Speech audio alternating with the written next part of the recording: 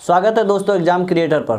दोस्तों एक्सरसाइज 3.5 का हमने एक नंबर का 2 सवाल को हमने सॉल्व कर दिया था पहले वाले वीडियोज़ में। आइए आज दूसरे पार्ट्स में वही एक नंबर का 2 और सवाल 3 नंबर और 4 नंबर को सॉल्व करते हैं।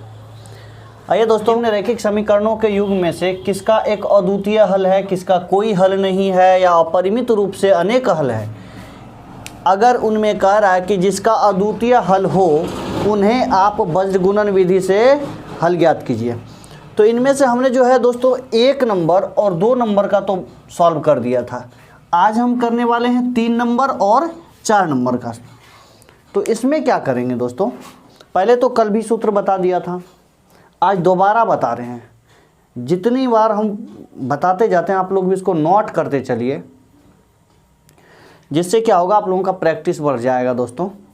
आइए किस तरह से था, यदि 2 रैखिक समीकरण 2 चर वाले रैखिक समीकरण इस तरह से लिखा हुआ होता a1x plus b1y plus c1 बराबर 0 लिखा हुआ है, और दूसरा a2x plus b2y plus c2 बराबर 0 इस तरह से लिखा हुआ है। तो यदि a1 और a2 का वैल्यू लेकर के इस तरह से लिखते हैं a1 बट्टे a2 बराबर b1 बट्टे b2। अगर ये बराबर दोनों का मान नहीं होता है, a1 बट्टे a2 का मान b1 बट्टे b2 से नहीं होता है, तो ऐसी स्थिति को दोस्तों कहते हैं अद्वितीय हल। क्या कहते हैं? अद्वितीय हल। अद्वितीय हल ये हो गया। यदि दोस्तों इस तरह से हो a1 बट्टे a2 बराबर b1 बट्टे b2 c1 बट्टे c2, सॉरी ये बराबर है c1 बट्टे c2। यदि ये तीनों के तीनों बराबर हो तो इन्हें कहते हैं अपरिमित रूप से अनेक हल। अपरिमित रूप से अनेक हल कहते हैं दोस्तों, अनेक हल जब तीनों के तीनों बराबर हो। यदि a1 बट्टे a2 बराबर b1 बट्टे b2 और बराबर नहीं है c1 बट्टे c2, ऐसी स्थिति आ जाए, तीसरा वाला अगर बराबर नहीं हो तो इसे कहते हैं कोई हल नहीं। कोई हल नहीं, ये इस तरह से होगा। ये तीनों यदि आपको पता है या नहीं पता है तो आप लोग कॉपी पर साइड में नोट कर लीजिए इसको। इसके बाद दोस्तों कह रहा है कि यदि अद्वितीय हल की स्थिति में आए, मतलब जो भी सॉल्व करेंगे उसमें जो अद्वितीय स्थिति में आएगा उन्हें वज्रगुणन विधि से ज्ञात करेंगे। तो आइए एक बार और रिपीट करते हैं वज्रगुणन विधि का सूत्र, किस तरह से वज्रगुणन विधि से ज्ञात करते हैं। आइए देखते हैं इसमें। यदि इस तरह से लिखा हुआ होता है, जैसे a1 यही एक समीकरण ये है और दूसरा वाला ये है लिखा हुआ इस तरह से, तो इसका जो है ना गुणांक और अचर पद को लिख लीजिए। गुणांक x का गुणांक पहले वाले का a1, यहाँ b1 और यहाँ c1 कर लीजिए। फिर आता है a2, b2 और c2, ये लिख लीजिए। यदि हम x के नीचे में लिख रहे होते हैं, x के नीचे में लिखते हैं, तो x वाले गुणांक को छोड़ देते हैं, तो बाकी बच गया b1, b2 और c1, c2। तो करना क्या दोस्तों, तीर चिन्ह हमने बता दिया था कि x वाले में जब भी लिखना है तो ऊपर से नीचे की ओर क्रॉस चिन्ह लगाते हैं। कैसे? तीर चिन्ह इस तरह से। ये वाला तो लेना नहीं है क्योंकि x वाला लिख रहे हैं, तो ऊपर से नीचे की ओर ऐसे आएंगे। यहाँ है b1 और यहाँ है c2, तो लिखेंगे b1 को c2 से गुना करा दिया जाएगा, b1 c2 हो गया। यदि दोस्तों ये ऊपर से नीचे की ओर आया तो इसको क्रॉस भी करेगा, इस तरह से ऊपर की ओर जाएगा, तो क्या बचा? b2 को c1 से भी गुना कराना है, b2 c1। ये x का वैल्यू लिखने के लिए इस तरह से आता है। इसके बाद बराबर y के नीचे लिखना है। अब x का तो लिखा चला गया, अब y वाला लिखना है, तो क्या करेंगे? y वाले गुणांक को क्या करेंगे? ढक देंगे। तो इस तरह से y वाला गुणांक कौन है? b वाला जो होता है ना, y वाला गुणांक होता है ये वाला। तो ऐसा कीजिए, ढकने के बदले यहाँ से हम हटा देते हैं। फिलहाल ये हटा दिए। पहले वाले में तीर चिन्ह क्या हुआ था, जब x वाले का लिख रहे थे तो तीर चिन्ह पहले ऊपर से नीचे की ओर क्रॉस हुआ था। इसमें क्या होगा, नीचे से ऊपर की ओर क्रॉस करेंगे, इस तरह से नीचे से ऊपर की ओर ऐसे। जहाँ जहाँ बिंदु यहाँ और यहाँ है तो a2 को c1 से गुना कराइए, a2 c1 माइनस फिर a1 c2 फिर यहाँ हो जाएगा A1 C2, इस तरह से A2 को C1 से गुना करा के लिख दिए, फिर A1 को C2 से गुना करा के लिख दिए, बीच में माइनस चिन्ह होता है। अब लिखना हमें है अचर पद का, इस तरह से अचर पद लिख रहे हैं तो अचर पद कौन होता है दोस्तों, C वाला होता है अचर पद। तो C1 C2 को या तो हटा दीजिए इस तरह से सूत्र लिखते वक्त, यार है तो कोई बात नहीं, यहाँ पर लिख देंगे B1 और B2 हमने मिटाया था, इसको इस तरह से हटा दीजिए इसको। आपको पता है कि x वाले में पहले तिरचिन्ह ऊपर से नीचे की ओर आता है और y वाले में तिरचिन्ह नीचे से ऊपर की ओर जाता है, और अचर पद में क्या होगा तब, फिर ऊपर से नीचे की ओर आएगा। तो ऊपर से नीचे की ओर आ रहा है तो यहाँ देखिए A1 को B2 से गुना करा देंगे, तो यहाँ हो जाएगा A1 B2 minus A2 B1, यहाँ हो जाएगा A2 B1, ऐसे। उम्मीद है दोस्तों ये सूत्र आप लोगों का समझ में आ गया होगा। इसी आधार पर आज हम लोग किसी या तो 3 नंबर या 4 नंबर जिसका अद्वितीय हल आएगा उसे हम लोग बजगुणन विधि से हल ज्ञात करेंगे। आइए एक प्रश्न लेते हैं, पहला 3 नंबर का प्रश्न को देखते हैं क्या कह रहा है। 3 नंबर में दिया हुआ दोस्तों, 3 में है 3x माइनस 5y बराबर 20, या दूसरा लिखा हुआ है 6x माइनस 10y बराबर 40, ये है। या 3x माइनस 5y, ये 20 दाहिने तरफ प्लस में है, इधर क्या होगा माइनस में, इस तरफ हो गया 0, ये समीकरण 1 मान सकते हैं इसको। या यहाँ पर है 6x, दूसरी तरफ है 10y और दूसरी तरफ 40 है, तो 40 भी इधर माइनस में आ जाएगा, ये हो गया बराबर, एक तरफ बचेगा 0, इसको लिख देंगे समीकरण 2। और इनमें से A1 A2 B1 B2 और C1 C2 को लिख देना है। तो इस तरह से आइए देखते हैं इसमें A1 की वैल्यू क्या होगी, तो 3, तो B1 की वैल्यू क्या होगी, तो -5, और C1 की वैल्यू क्या होगी, तो -20।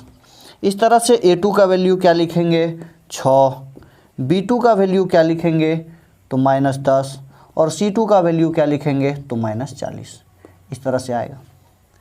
जब ये लिख लेते हैं तो इसके बाद आइए इसको इस तरह से, चूँकि A1 बट्टे A2 लिखने के बाद यहाँ A1 का मान कितना है 3, A2 का मान कितना है 6, ये कट करके कितना हो जाएगा 1/2, और इसके बाद B1 बट्टे B2 बराबर -5 बट्टे -10, ये कट करके हो जाएगा 1/2।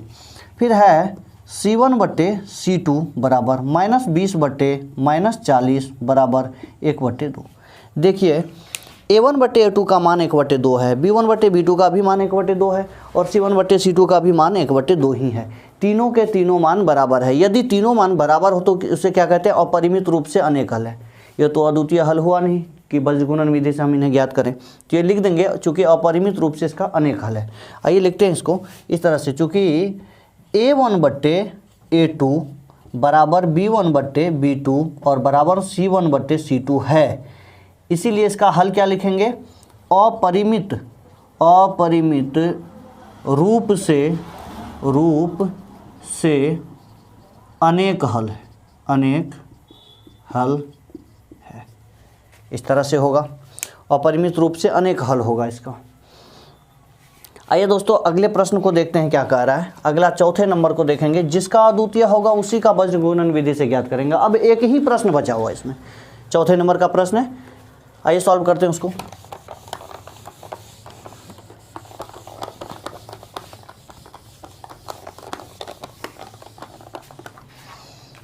चौथे नंबर का प्रश्न ये लिखा हुआ है दोस्तों, यहीं से हम लिख देते हैं, यहाँ पर इसको ले लें, 1 हो जाएगा, ये वाला हो जाएगा 2। चूँकि इसका जो है ना मानक रूप जो स्ट्रक्चर इसका है वो व्यापक रूप में लिखा हुआ है, इसमें कोई परिवर्तन नहीं करना, हमें सिर्फ A1 A2 B1 B2 और C1 C2 को लिखना है इससे। आइए लिखते हैं इसमें, तो A1 की वैल्यू आ जाएगा, यहाँ पर कुछ नहीं है तो 1 है, B1 का वैल्यू कितना आएगा -3, C1 का वैल्यू -7, इसके बाद A2 का मान कितना 3 हो जाएगा, B2 बराबर होगा -3 और C2 बराबर होगा -15, यह आएगा। इसके बाद A1 बट्टे A2 बराबर यहाँ 1/3 आएगा, B1/B2 बराबर होगा -3/-3 बराबर 1 आएगा, चूँकि 3 से 3 कट जाएगा तो 1 ही आएगा। इसके बाद C1/C2 बराबर -7/-15 बराबर 7/15 लिखेंगे। इस तरह से आइए इसका देखते हैं। इसका A1/A2 1/3, B1/B2 से आया 1। देखिए इन दोनों का मान बराबर नहीं है। अगर एक A वाले का मान B वाले का मान से बराबर नहीं हो तो उसे कहते हैं अद्वितीय हल। ठीक है, तो आइए इसको लिख देते हैं। लिखेंगे चूँकि A1/A2 बराबर नहीं है B1/B2, इस तरह से होगा। ऐसी स्थिति को दोस्तों कहते हैं अद्वितीय हल। क्या कहते हैं? अद्वितीय हल कहते हैं। ये हो गया। अब इन्हें हम वज्र गुणन विधि से हल ज्ञात करेंगे। आइए इसको मिटा दें। इसके बाद वज्र गुणन विधि से यहाँ लिख देते हैं वज्र गुणन विधि से। तो वज्र गुणन विधि से लिखने के लिए शायद आप लोगों को सूत्र तो पहले से याद होगा, अगर नहीं है तो आप लोग एक बार देख लेंगे। हम तो यहाँ डायरेक्ट लिख रहे हैं, सूत्र नहीं लिखेंगे, या अगर चाहते हैं आप लोग तो देख लीजिए। क्योंकि x के नीचे में लिखते वक्त बताया था हमने कि B1 को B1C2 माइनस B2C1 होता है बराबर y के नीचे लिखने के लिए लिखना पड़ता है A2C1 माइनस A1C2, इस तरह से। फिर z वाले z कहते हैं, इसमें अचर पद को लिखने के लिए क्या करना पड़ता है? A1B2 माइनस A2B1, ये इस तरह से आएगा। आइए इसका जो वैल्यू है वो बैठा देते हैं, इसके स्थान पर आ जाएगा। x के नीचे लिखने के लिए B1C2 है लिखा हुआ, B1C2, तो -3 को -15 से गुना करा देंगे। -3 गुना -15, बीच में होता है माइनस चिन्ह, और नीचे B2 कितना है? B2C1, -3 को -7 से गुना कराएंगे तो -3 गुना -7, ये हो गया। फिर y के नीचे लिखेंगे। y के नीचे लिखने के लिए A2 को C1 से गुना कराना है, A2 को C1 से, 3 को -7 से गुना कराएंगे, 3 गुना -7, फिर बीच में माइनस चिन्ह देंगे।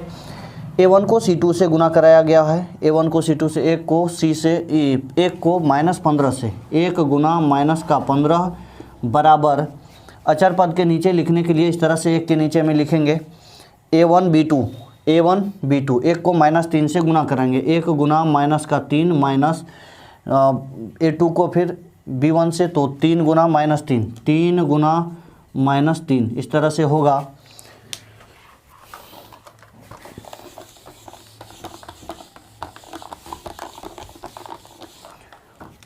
इसका वैल्यू निकल करके आ रहा है, या यहाँ पर x के नीचे में क्या होगा? 15 को 3 से, दोनों माइनस में, 15 भी माइनस में, 3 भी माइनस में, 15 या 45, या ये प्लस में आएगा 45, फिर बीच में माइनस चिन्ह होगा। 7 को 3 से गुना कराइएगा, 21 होगा। चूँकि दोनों माइनस में है इसीलिए प्लस में 21 आएगा, तो यहाँ बीच का माइनस तो रहेगा ही, बराबर y के नीचे लिखने के लिए यहाँ पर देखिए 7 को 3 से गुना करा रहे हैं, तो 7 को 3 से गुना कराइएगा, -21 आएगा, चूँकि 1 में ही माइनस लगा हुआ, फिर माइनस चिन्ह देंगे। 15 को 1 से गुना कराएंगे, 15 1 15, लेकिन ये प्लस में 15 आएगा, बराबर 1 के नीचे क्या लिखना है? तो -3 को 1 से गुना कराएंगे, -3 होगा, फिर बीच में माइनस चिन्ह है, 3 तिया हो जाएगा 9, लेकिन माइनस इंटू माइनस प्लस हो जाएगा, या x/45 में 21 चला जाएगा, कितना बचेगा? तो यहाँ आ गया 4 2, 24 आएगा। इसके बाद y के नीचे 15 में 21 माइनस कर देंगे तो माइनस का कितना बचेगा? 6, बराबर 1/, फिर से 6 आएगा, 9 में 3 जाएगा तो 6 बचेगा। एक बार x वाले को इस अचर पद से बराबर कर देना है, और एक बार y वाले को भी इसी अचर पद से बराबर करना है। आइए करके देखते हैं। इसमें x और y का मान निकालना है, तो या x/24 बराबर 1/6, दूसरी तरफ y/-6 बराबर 1/6। इस तरह से नीचे ऊपर से ऊपर काट सकते हैं। 6 का 6, 6 चौके 24, जब क्रॉस में गुना कराइएगा तो या x बराबर आएगा 4, इधर 6 से 6 कैंसिल, 1 1 होगा, y बराबर -1 आएगा, -1 ये आ गया, और ये वाला x का मान 4, x का मान 4 और y का मान -1 आया है। उम्मीद है दोस्तों ये समझ में आ गया होगा। आज 1 नंबर का चारों प्रश्न सॉल्व हो गया। आप लोग इसको ठीक से देख करके प्रैक्टिस कीजिए, समझ में आ जाएगा।